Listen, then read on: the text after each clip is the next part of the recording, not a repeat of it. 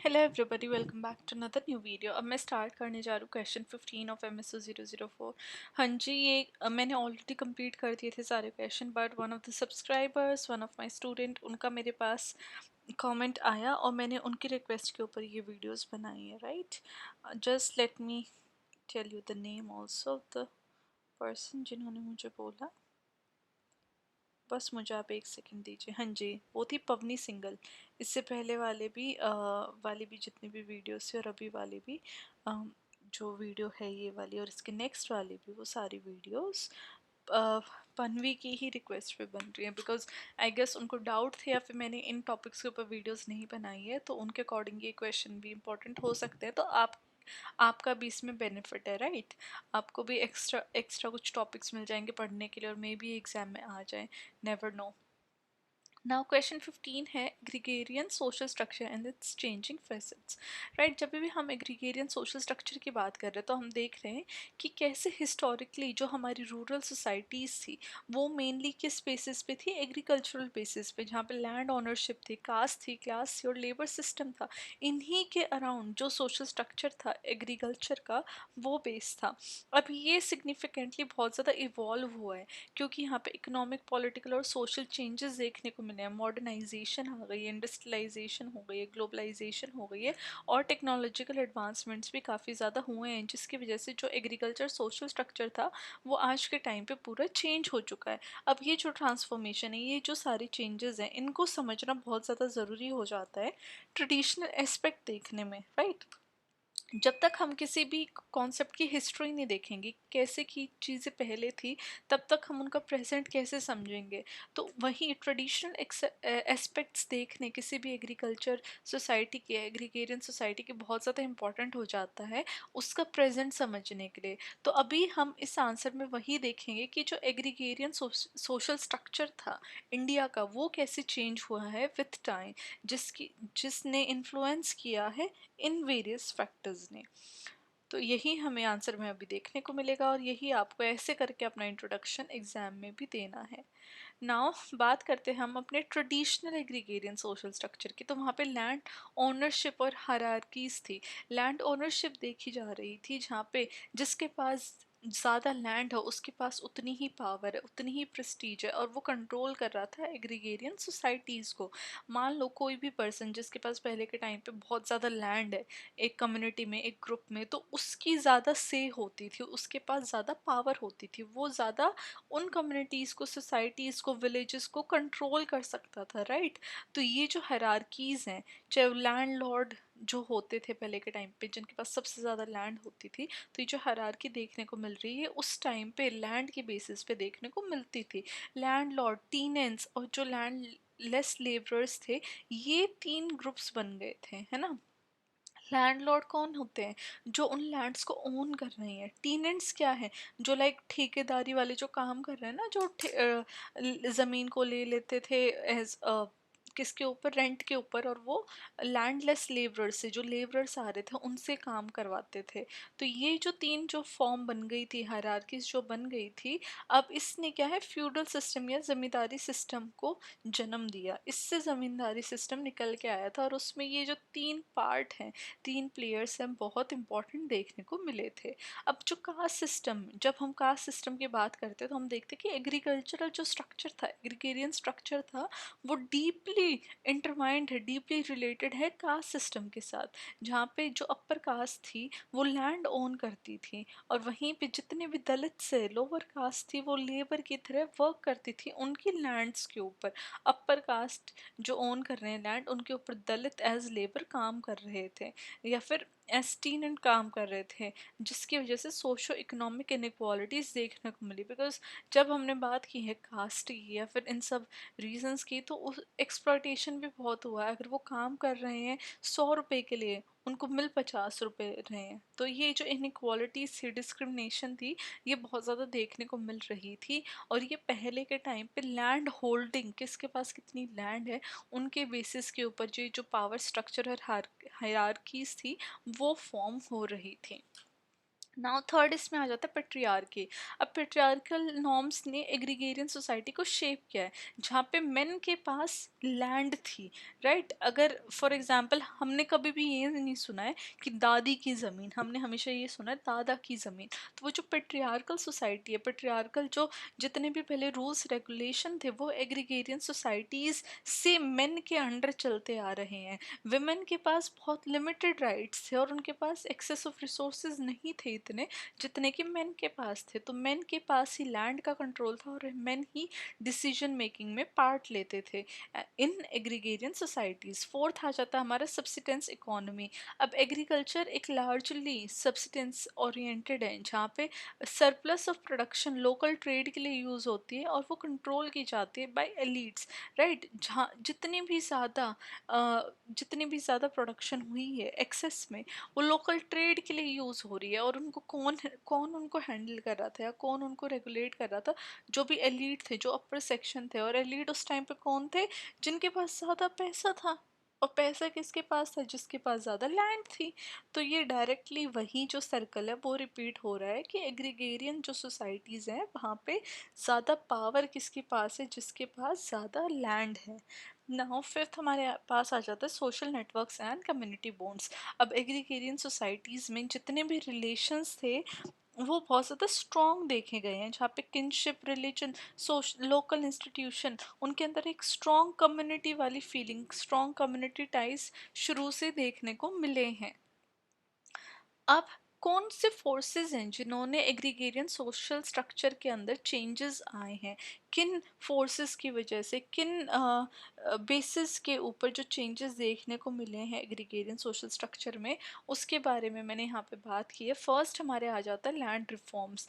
अब post colonial time पे क्या होने लग गया कि जितने भी लैंड रिफॉर्म्स थे कंट्रीज़ में, वो फिर से रीडिस्ट्रीब्यूट हो गई, जिसकी वजह से जो लैंड बेसिस पे जो इनक्वालिटीज़ थी वो कम हो गई थी।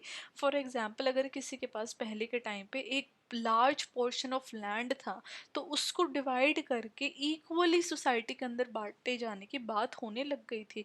तो जिसके पास अगर मान लो ज़्यादा लैंड है, जो कंपेरेटिवली बहुत ज़्यादा लैंड है, अब उसके पास कम हो गया लैंड, तो जितनी भी इनक्वालिटीज़ देखने को मिल रही थी वो भी कहीं ना कहीं कम हो गई थी।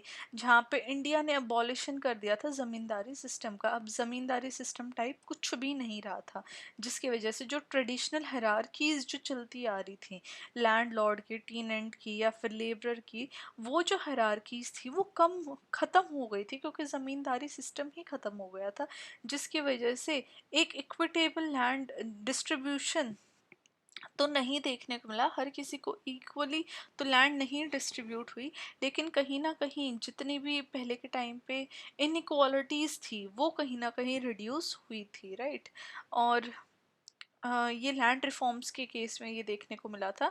फिर आ जाता हमारा ग्रीन रेवोल्यूशन। ग्रीन रेवोल्यूशन में क्या हुआ? हाई यील्डिंग वेराइटी सीड आने लग गए या फिर उनको इंट्रोड्यूस किया गया, फोर्स किया गया। केमिकल फर्टिलाइजर्स आ गए, जिसकी वजह से जो मॉडर्न इरिगेशन सिस्टम था वो ज़्यादा हावी हो गया। और जो पुराने के टाइम पे जैसे क्रॉप्स उगाए जा रहे थे, एग्रीकल्चर किया जा रहा था, वो पूरा ट्रांसफॉर्म हो गया। पहले के टाइम पे एग्रीकल्चर हो रहा था कि भाई लोकली चीज़ें हम प्रोड्यूस करेंगे और लोकली कंजम्पशन के लिए, लेकिन अब जो एग्रीकल्चर था वो कमर्शलाइज्ड हो गया। अब एग्रीकल्चर करा जा रहा था ज़्यादातर बेचने के लिए, प्रॉफिट के लिए। तो ये अपने आप में कमर्शलाइजेशन देखने को मिला विथ ग्रीन रेवोल्यूशन, जिसकी वजह से फिर से new challenges, new disparities, new differences देखने को मिले। बिकॉज लार्ज लैंड ओनर्स जो थे उनको ज़्यादा बेनिफिट हो रहा था, वहीं पे जो मार्जिनलाइज्ड या स्मॉल फार्मर्स थे, लैंडलेस लेबर्स थे, उनको इससे बेनिफिट नहीं हो रहा था, राइट। एक तो बेनिफिट क्यों नहीं हो रहा था? क्योंकि स्मॉल लैंड में इतनी ज़्यादा जो हाई यील्ड वैरायटी सीड है या केमिकल फर्टिलाइज़र है, उनका इतना ज़्यादा बेनिफिट देखने को नहीं मिला, इतनी ज़्यादा फसल देखने को नहीं मिली। एंड सेकंड, जो उनके पास थोड़ी बहुत भी लैंड थी, वो भी, उसकी भी फर्टिलाइजेशन ख़त्म हो गई।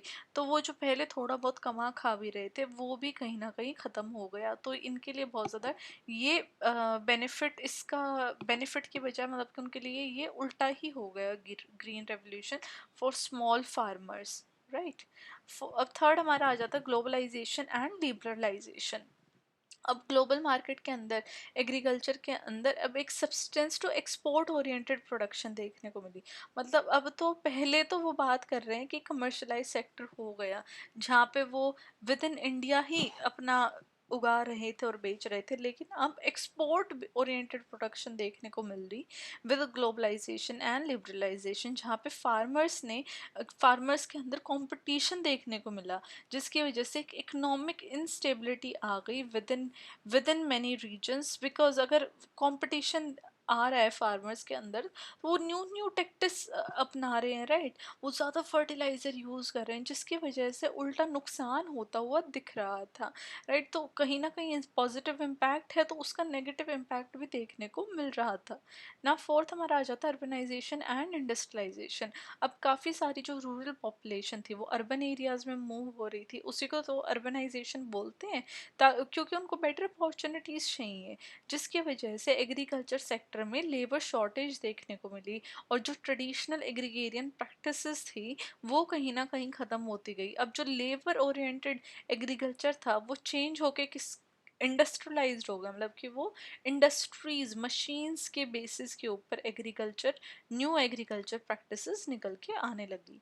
फिफ्थ हमारा टेक्नोलॉजिकल एडवांसमेंट। अब जो मैकेनाइजेशन थी, डिजिटल टेक्नोलॉजी थी, उसने एग्रीकल्चर की प्रोडक्टिविटी को इंक्रीज कर दिया, क्योंकि जो मैनुअल लेबर था उसको हटा के अब न्यू टेक्नोलॉजीज आ गई, जिसकी वजह से जो रूरल एरियाज में एम्प्लॉयमेंट थी, अब जो थोड़े बहुत भी जो लेबर्स थे रूरल एरियाज में, उनकी भी जॉब उसकी वजह से छुट गई, राइट। तो ये जो टेक्नोलॉजिकल एडवांसमेंट थी, अब वो ह्यूमन के लिए एक बहुत बड़ा वी कैन से उनके लिए एक बहुत बड़ा चैलेंज या फिर कंपटीशन बन के आई। सिक्स हमारा आ जाता है state policy and welfare programmes. अब गवर्नमेंट ने काफ़ी सारे इनिशिएटिव्स लाए, चाहे सब्सिडी हो या फिर मिनिमम सपोर्ट प्राइस रखना हो या फिर एम्प्लॉयमेंट गारंटी स्कीम्स लानी हो, मनरेगा जैसा, जिसने कि जो इकोनॉमिक डायनामिक्स थे एग्रीगेरियन कम्युनिटीज़ के वो बहुत ज़्यादा चेंज कर दिए।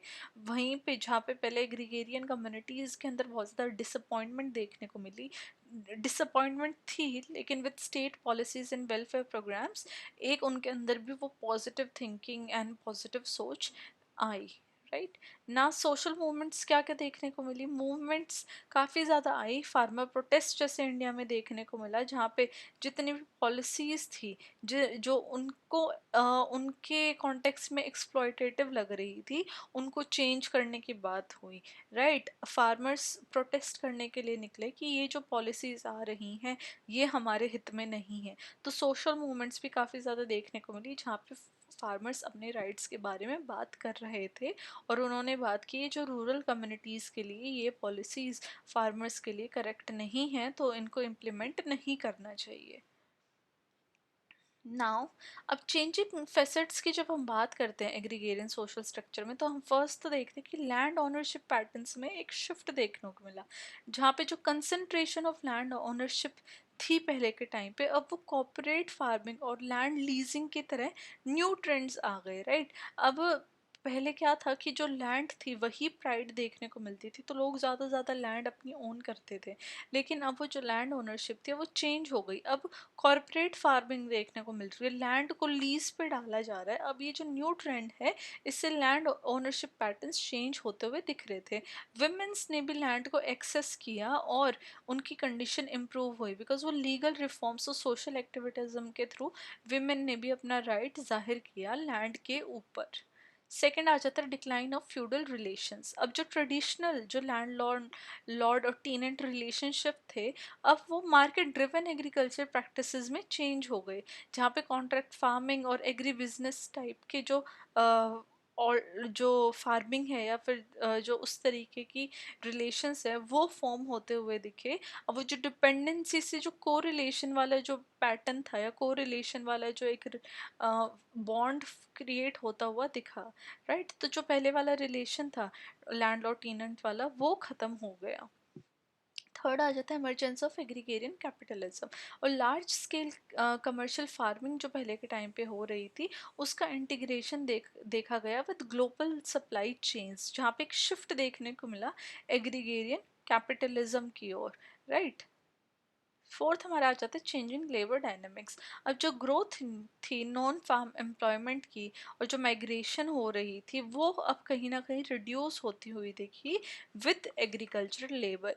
अब जो इनफॉर्मल लेबर मार्केट थी वो एक्सपैंड हुई, जिसकी वजह से जो प्रीकेरियस वर्क कंडीशन थी रूरल पॉपुलेशन में वो भी कहीं ना कहीं जो कंडीशंस थी वर्किंग कंडीशन वो भी कहीं ना कहीं बेटर हुई इन रूरल एरियाज या रूरल पॉपुलेशंस। नाउ फिफ्थ आ जाता है हमारे जेंडर रोल्स एंड एम्पावरमेंट। तो विमेन का रोल भी अब देखा जाने लग गया एग्रीकल्चर के अंदर। विमेंस ने भी रिकॉग्नाइज किया कि yes we are also part of the society और हम भी कर सकते हैं कुछ within the agriculture field, जहाँ पे उनका पार्टिसिपेशन इंक्रीज हुआ और वो डिसीजन मेकिंग उनकी हुई जहाँ पे वो रिसोर्सेज का भी एक्सेस उनको मिलने लग गया। हाउएवर जेंडर डिस्पैरिटी देखी गई वेजेस के तौर पे, लैंड ओनरशिप के तौर पे और एक्सेस टू टेक्नोलॉजी के तौर पे। दो वुमेन का पार्टिसिपेशन इंक्रीज हो रहा था, लेकिन जो नंबर्स थे परसेंटेज थे वो कहीं ना कहीं उनके अंदर डिफरेंसेस आज भी बहुत बड़ा है, आज भी उनके अंदर काफ़ी बड़ा डिफरेंस देखा जा सकता है। सिक्स हमारा आ जाता है एनवायरमेंटल कंसर्न।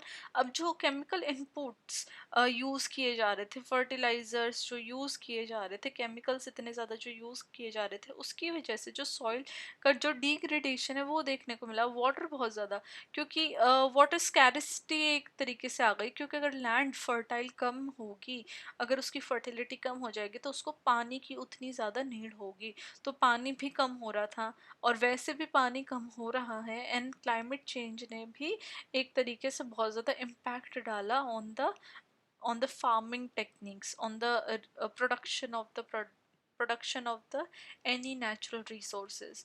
Now जो organic farming और sustainable practices की ज़्यादा बात हुई, organic farming और sustainable practices ने attention ज़्यादा गेन की और ये एक alternative tool बन के आया conventional methods के लिए। सेवेंथ हमारा आ जाता है decline in caste based ties. वहीं पे जहाँ पे कास्ट कंटिन्यू कर रही थी इन्फ्लुएंस करना एग्रीगेरियन स्ट्रक्चर्स को, लेकिन ये देखा गया कि वो वीक हो रही थी, जो कास्ट सिस्टम था वो वीक हो रहा था due to urbanisation education and social mobility. तो कास्ट का भी एक वीकनेस देखने को मिली with the changing agrarian structure. अब इसकी सोशोलॉजिकल इम्प्लीकेशंस भी देख लेते हैं। एक तो परसिस्टेंस ऑफ इनइक्वालिटीज़, ट्रांसफॉर्मेशन देखने को मिली है, सोशल इकोनॉमिक इनइक्वालिटीज़ है लैंड ओनरशिप में, और जो रिसोर्सेज है वो डीपली एंट्रेंच रहते हैं, जिसकी वजह से जो इनइक्वालिटीज़ है सोसाइटी से वो कभी भी नहीं गई है, वो ऑलवेज सोसाइटी के अंदर डीप रूटेड रही है, राइट। आई होप आप सब अग्री कर रहे होगे मेरी बात से। Second is displacement and marginalisation. अब जो कमर्शलाइजेशन हो गया था एग्रीकल्चर का, एग्रीकल्चर को मतलब कि एक तरीके प्रॉफिट अर्निंग के तौर पे जो देखा जा रहा था, उससे स्मॉल फार्मर्स डिस्प्लेस हो गए, वो रहे ही नहीं। इंडिजीनियस कम्युनिटीज़ कहीं ना कहीं ख़त्म हो गई और जो रूरल पॉवर्टी थी वो उससे और भी ज़्यादा बढ़ गई। थर्ड है कल्चरल इरोजन। अब जो डिक्लाइन था ट्रेडिशनल एग्रीगेरियन प्रैक्टिसेस में और कम्युनिटी बॉन्ड्स में, अब वो पहले की तरह नहीं रहा, जिसकी वजह से जो रूरल कल्चरल आइडेंटिटीज़ थी वो भी कहीं ना कहीं इरोजन उनका या फिर वो ख़राब होती हुई दिखी। इरोजन का मतलब क्या होता है, ख़राब होना, तो ख़राब होती हुई वो दिखी। ना रूरल अर्बन डिवाइड इससे बहुत ज़्यादा बढ़ गया, क्योंकि जब से एग्रीगेरियन क्राइसिस आए उसने रूरल अर्बन डिवाइड और भी ज़्यादा डीप कर दिया, जहाँ पे रूरल एरियाज़ के अंदर इंफ्रास्ट्रक्चर नहीं था अच्छा, ना ही एजुकेशन थी और ना ही हेल्थ केयर थी, और एग्रीकल्चर भी कहीं ना कहीं ख़राब हो गया था। तो तो ये जो डिवाइड था रूरल अर्बन का वो अब ये जो चेंज हो रहा था एग्रीकल्चर पैटर्न उसकी वजह से और भी ज़्यादा बढ़ गया था।